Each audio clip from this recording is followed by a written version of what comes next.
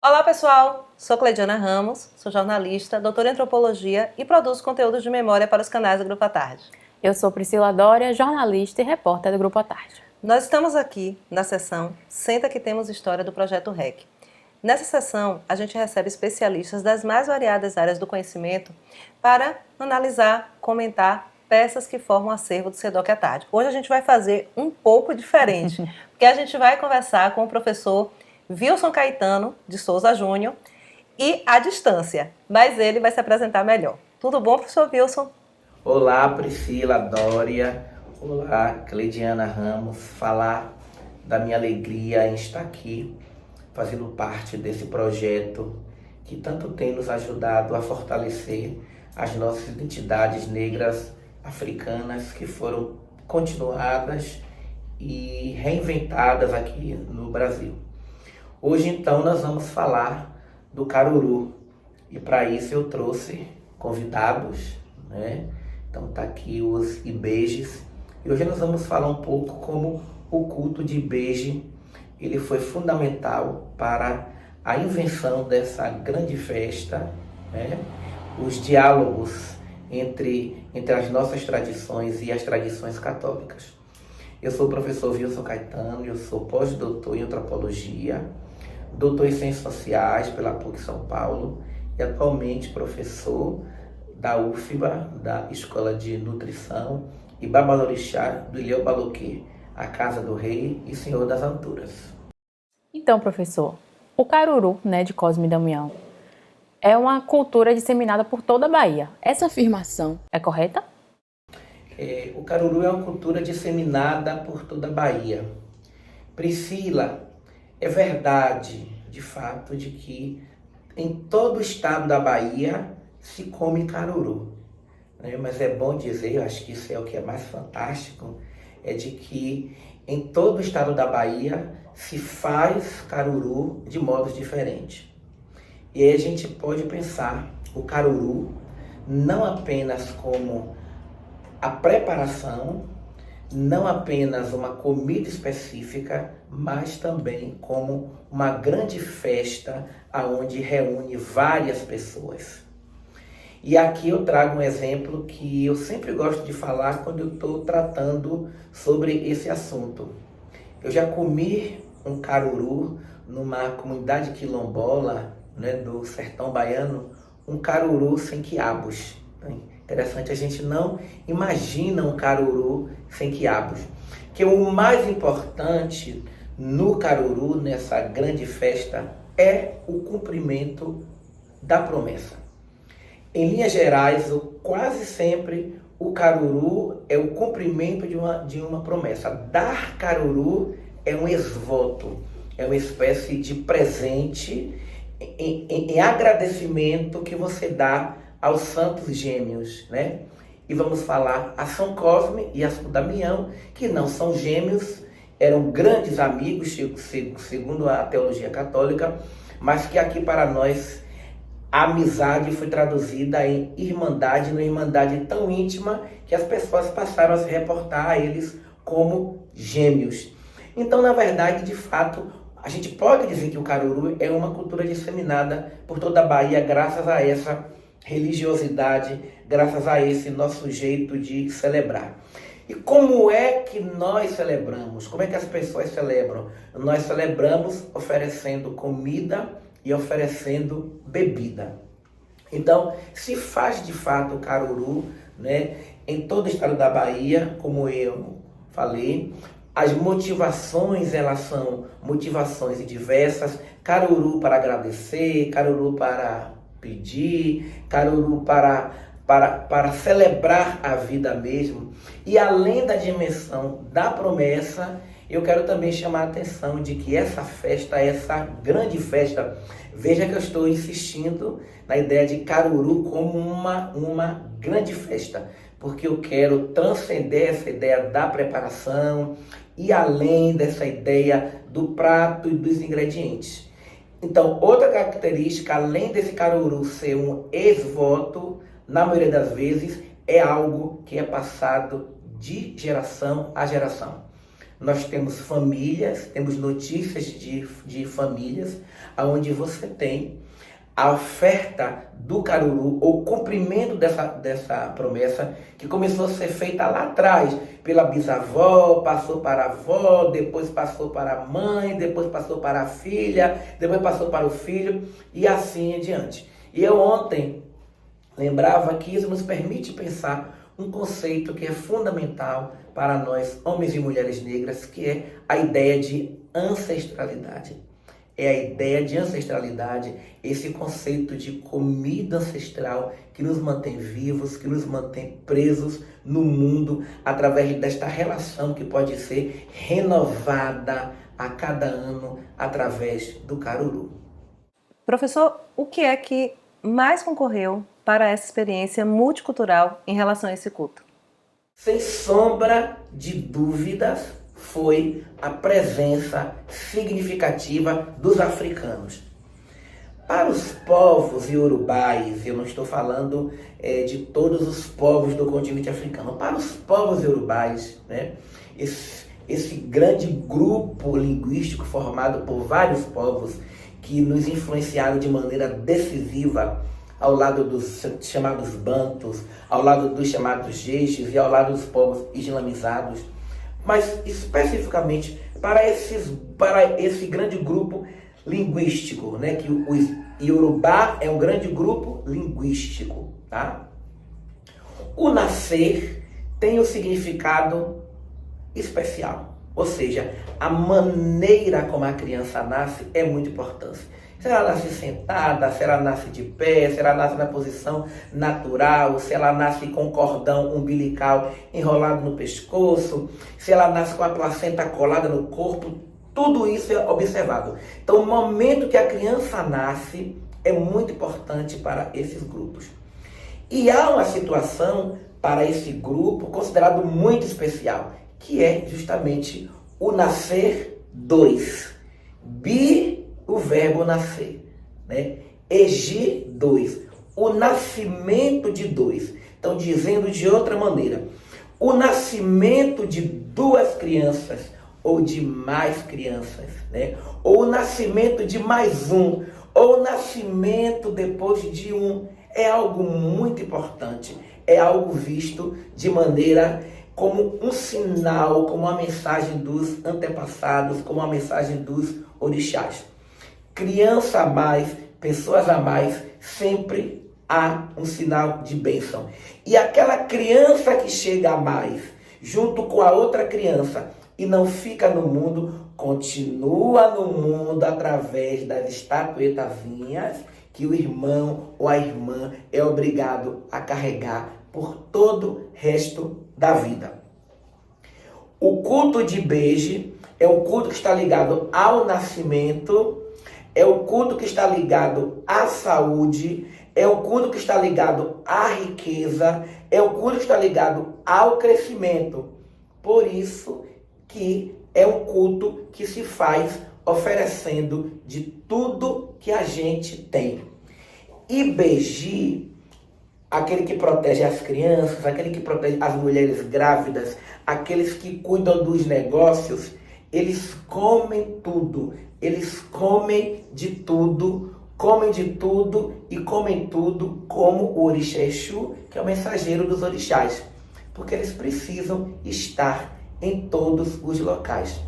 Pois bem, foi essa cosmovisão, embora tomar essa palavra emprestada, embora eu não ache, né? Foi essa cosmologia, mas é bom também para a gente pensar que os africanos e as africanas também introduziram uma cosmovisão aqui, foi reinterpretada pelos africanos a partir do culto de São Cosme Damião. E ao contrário de outras relações que foi estabelecidas, aqui nesse caso houve um processo de inversão. Não foram os ibejis que se tornaram Cosme e Damião, o Crispiniano, que nós vamos celebrar agora em outubro, mas foram os santos católicos que passaram a ser referenciados como crianças. Gente, uma coisa dessa só se vê na Bahia, só se vê no Brasil. Isso nos permite pensar a capacidade que esses homens e mulheres, mesmo envolvidos e envolvidas no processo de escravidão, foram capazes de fazer. E para isso, eles tiveram que ter noção ou demonstrar seus conhecimentos teológicos, filosóficos, históricos, culturais, antropológicos, psicológicos, todos os tipos de conhecimento que ao longo da história eles nos negaram enquanto homens, enquanto mulheres negras. Então, de fato, respondendo o que mais concorreu para a experiência multicultural foi sim, de fato, a experiência dos africanos, esses universos africanos que foram também trazidos para cá, transplantados para cá, mas foram também reinventados.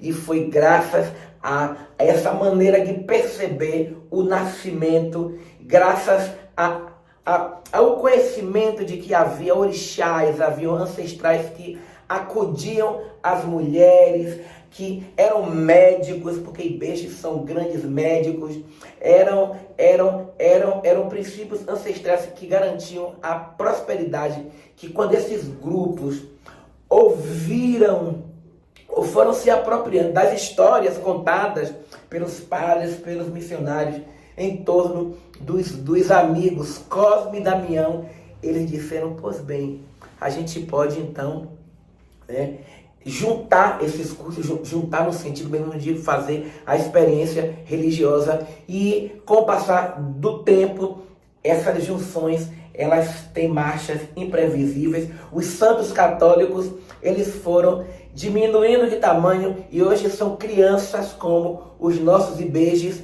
e comem também caruru nos altares católicos durante o mês de setembro, durante o mês de outubro, durante dezembro, durante todos os meses do ano, basta que o devoto queira. E em sua avaliação, professor, por que algumas comidas, inclusive algumas que acompanham, o caruru, saíram dos terreiros enquanto outras permaneceram? Olha, eu acho que tudo saiu do terreiro, né? E com isso eu estou dizendo que os terreiros de Candomblé, eles são os principais mantenedores ainda destas receitas, desse modo de fazer, dessa motivação para celebrar, né? Agora, concordo com você de que há comidas que o uso ficou restrito aos terreiros de Candomblé. Mas no caruru é uma coisa interessante porque você não tem nenhuma. Toda a comida que come no caruru, né, é uma comida que já está no dia a dia. Então não tem, por exemplo, nenhuma comida que vai nessa preparação. Então, por exemplo, não tem um ecuru, não tem, por exemplo, um ipeté, não tem, por exemplo, um adalu, não tem, por exemplo, um efó. Então, citei comidas que fazem parte desse patrimônio alimentar de terreiro que não estão no caruru. E isso nos permite, gente, pensar a dimensão que essa comida, que essas comidas, que esta festa possui entre as pessoas. Eu ainda insisto, como antropólogo, de que a festa de São Cosme e Damião, veja, eu não estou falando dos Santos Gêmeos. O caruru de São Cosme e Damião é um trabalho que ainda está para ser etnografado. Nós temos algumas tentativas, o professor Vivaldo da Costa Lima tem um livro, mas ele mesmo admitiu. Por que essa dificuldade de nós antropólogos e antropólogas etnografar essa festa? Porque são festas que acontecem de maneira discreta, reservada, no seio de várias famílias e de diferentes classes sociais. E como eu iniciei falando, né? O estado da Bahia todo come caruru, o estado da Bahia todo conhece caruru, mas são preparações diferentes. A maneira de servir o caruru é diferente, a maneira de preparar o caruru é diferente. O caruru do recôncavo, o vatapá do recôncavo, é um vatapá completamente diferente do nosso vatapá. O caruru do sertão é um caruru completamente diferente do caruru da cidade de Salvador. Não importa, o importante é que tenha caruru, é que tenha essa manutenção com esses sistemas culinários africanos, né, que foram reorganizados no Brasil, que foram trazidos para o Brasil, e com essas visões de mundos africanos. Então, por que algumas comidas saíram dos terreiros enquanto outras permaneceram?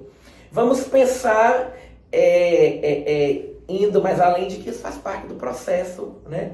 Do processo cultural, do processo de reprodução da cultura, das dinâmicas culturais. Eu mesmo faço essa mesma pergunta com relação, por que algumas comidas elas permaneceram no tabuleiro e outras comidas elas saíram do tabuleiro? Porque as comidas que permaneceram no tabuleiro, elas tiveram que dialogar, elas tiveram que se transformar, elas tiveram que se reinventar para poder estarem ali. Mas a sua pergunta nos permite pensar, nos permite perceber, nos permite falar em algo muito importante, que é a grande contribuição dos povos de terreiro, dessas comunidades de matriz africanas, como mantenedoras dessas tradições culinárias, desses sistemas culinários no Novo Mundo. Isso aí a gente tem que realmente dizer que o candomblé tem ainda hoje um papel e uma participação fundamental.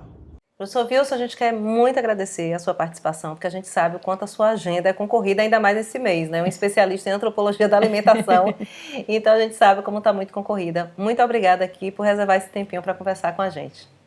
Eu quero agradecer mais uma vez a oportunidade de estar aqui, batendo esse papo com vocês, né? Reafirmar a importância desse projeto enquanto algo que valoriza as nossas memórias, enquanto algo que valoriza as nossas tradições, enquanto algo que nos empodera enquanto homens e mulheres negros, negros e negras, mulheres de axé, povo de santo. E vamos aí, gente, se tiver a oportunidade de comer caruru, coma caruru. Agora coma também rezando, coma também pedindo, coma também pensando na sua ancestralidade, coma também pensando de que não é simplesmente uma comida, não é simplesmente uma festa.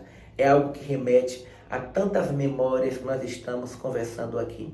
Memórias de pessoas vivas, memórias de pessoas que não passaram, memórias de mulheres, memórias de homens que estão aí enfrentando o racismo, o ódio religioso, a intolerância religiosa, mas sobretudo festejando, né, louvando aos seus ancestrais, aos seus orixás, através desta comida e de tantas outras formas que somente nós, homens e mulheres negros e negras, podemos inventar, e que por isso agradecemos todos os dias aos nossos antepassados e às nossas antepassadas.